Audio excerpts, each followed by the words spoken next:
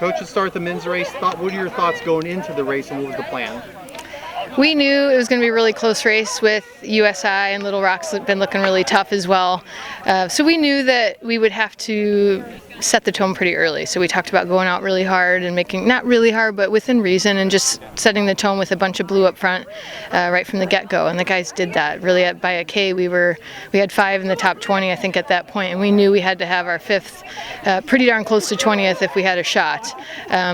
5th ended up a little further back than that, but with Adam and Richie and Michael doing what they did up front in the top 10 was pretty impressive. So we knew we had to work that 3rd lap. We knew a lot of stuff would be happening by then. And they did. We had a lot of movement in that 3rd lap. So we couldn't have executed what we talked about any better than we did. Same thing with the women. And what were the thoughts going into that race? Same thing. We knew it was going to be, I mean, I've scored it a bunch of different ways, and it looked like it was going to be really close with us and USI, and if SEMO had a good day, I mean, they could have popped in there at any minute as well. So we knew that we would have to kind of do, I mean, we talked a little bit about last year. I didn't want to compare it to last year, but what we did last year was get out really well right away and just kind of be intimidating, you know. So we tried to do that, and just knew that we really had to find a 5th, and not that we have to find it because we've had a 5th all year, but it's just been a little bit inconsistent at that spot.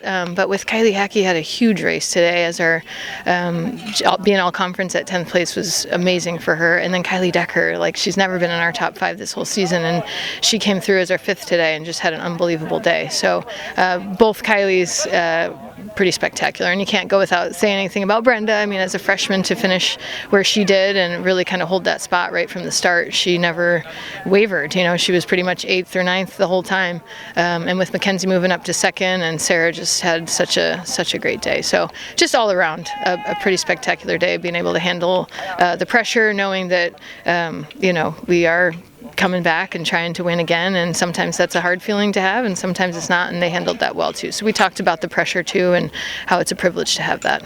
And then the regionals, thoughts on taking the teams there in a couple weeks? I'm excited. We've worked really hard on hills all year, knowing that Oklahoma State was going to be quite a hilly course, and we weren't really sure what to expect with this one. So we've just been really trying to focus on hill workouts a lot this year, and I think that'll pay off at Oklahoma. And I'm excited to see, you know, Adam's got a shot, an outside shot, and we know that on any given day there's probably 10 or 12 guys that are going to be shooting for those top 4 spots individually, and I think he's got a good shot at that too. So both teams, I think we're healthy. Everybody's healthy, and I think that's, if we can just continue that, I think we'll be sitting well, and looking forward to a great day in Stillwater.